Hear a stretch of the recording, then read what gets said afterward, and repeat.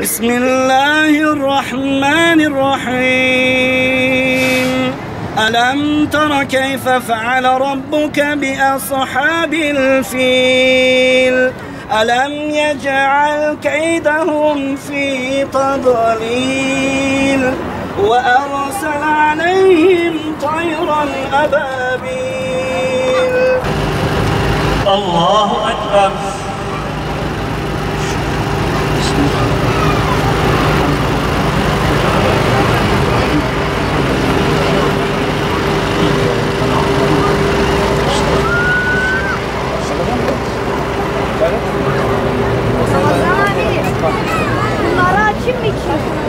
الله أكبر.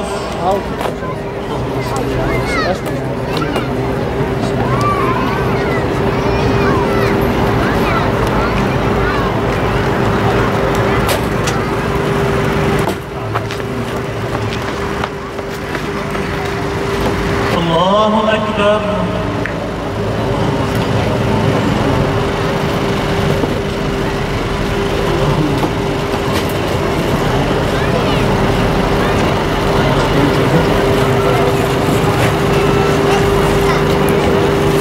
الله أكبر.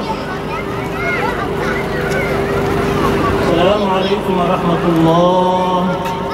السلام عليكم ورحمة الله. يتم شرف النبي وآله وصحبه أجمعين، وإلى روح شهداء الإسلام والقرآن، وإلى روح شهداء فلسطين. الفاتحة.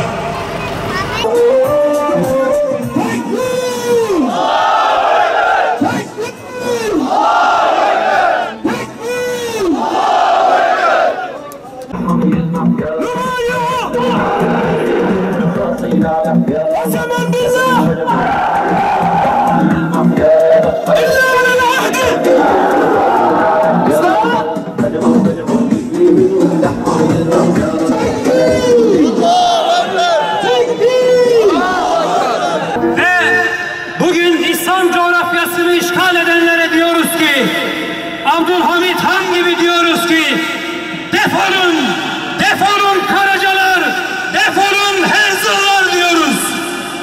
القسم بالقدس العزيزة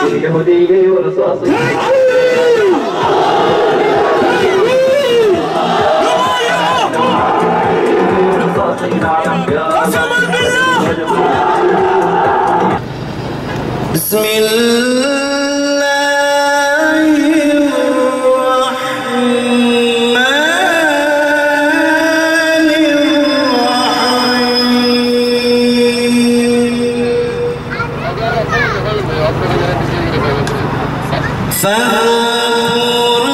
فاذكروني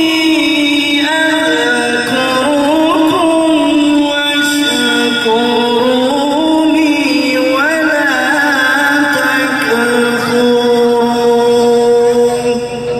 ولا تقولوا لمن يقتل في سبيل الله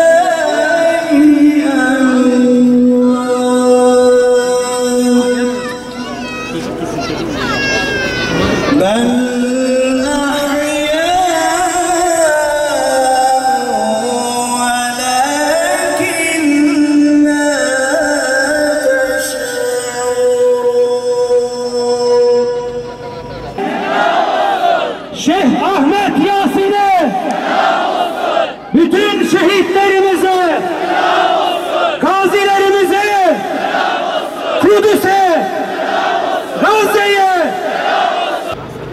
En aziz günlerimizde, en kutsal beldelerimizde kardeşlerimiz katlediliyor. 2 yaşındaki bebelerimiz katlediliyor. Tekerlekli sandalyeye mahkum kardeşlerimiz katlediliyor. Kadınlarımız katlediliyor. İhtiyarlarımız, gençlerimiz katlediliyor.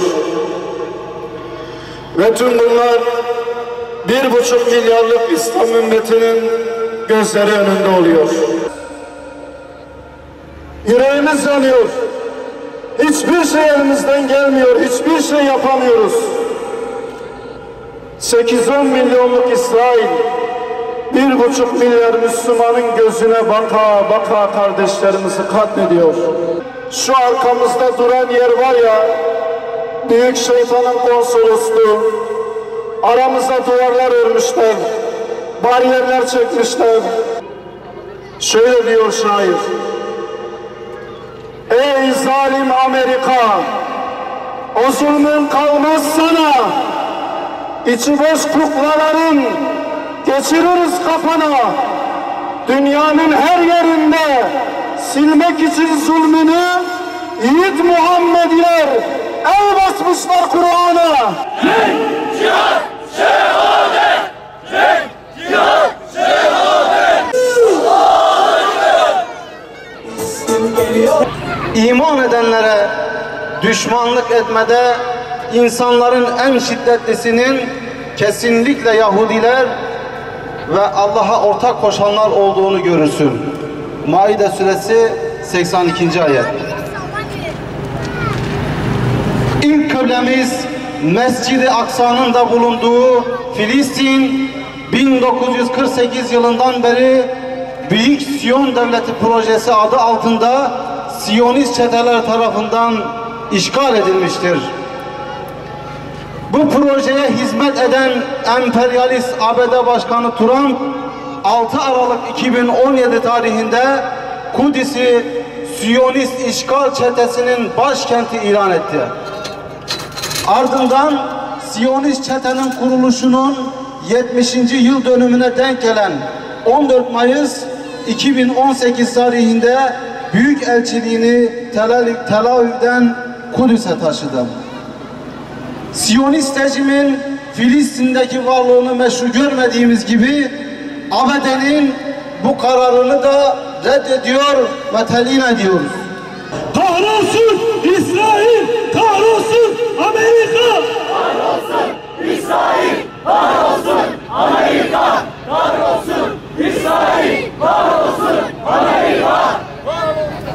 Bugüne kadar İslam coğrafyasına müdahalelerde bulunarak her türlü fitne ve fesada sebep olan ABD almış olduğu bu kararla ilk kıblemiz olan Beytül Makdis'in kutsiyetini çiğnemiş, dünya Müslümanlarını rencide etmiş ve İslam aleminde huzursuzluğa sebep olmuştur. İslam ümmeti var olduğu müddetçe Kudüs asla ve asla Siyonistlerin başkenti olmayacaktır. Kudüs ümmetin namusu ve İslam aleminin özgürlük sembolüdür. Biliyoruz ki ABD ve Siyonist çete bu cesareti İslam ümmetinin içine düştüğü ihtilaflardan almaktadır. İhtilaf ve tefrikalardan kurtulmayı başardığımız gün ABD ve Siyonizm kaybedecek, Kudüs'ümüz işgalden kurtulacaktır. Hakikat odur ki İslam ümmeti başta Kudüs olmak üzere cihanın her yerine adalet sancağını dikebilecek potansiyele sahiptir. Bunu bir gün muhakkak gerçekleştirecektir. Kudüs Birliği adı altında yeni bir oluşuma gidilmeli. Bu saatten sonra söylem yerine eyleme geçilmesi gerekmektedir. Siyonistlerin katliamlarıyla ilgili birçok şey söylendi. Ama artık söz değil, eyleme geçme vaktidir. Siyonistlerin anladığı tek dil güçtür. Onlara anladığı dille cevap verilmediği müddetçe katliamlarına devam edeceklerdir. Zalimler için yaşasın cehennem! Zalimler için yaşasın cehennem! Anlaşılan odur ki bu Siyonist çete kökünden kazınıp yeryüzünden silinmeyene kadar İslam ümmeti rahat etmeyecektir. İşgal rejimi ile tüm siyasi ve diplomatik ilişkiler kesme, ABD büyükelçileri ve diplomatlarını sınır dışı etme, ABD ile ilişkileri gözden geçirme ve başkenti Kudüs olan Filistin devletini tanıma ve başkentlerinde Filistin devletinin büyükelçiliklerini açma da bulunmalıdır.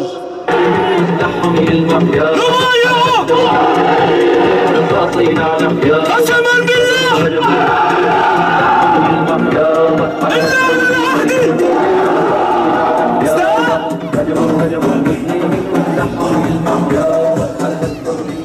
Filistinli kardeşlerimiz için buraya toplandık.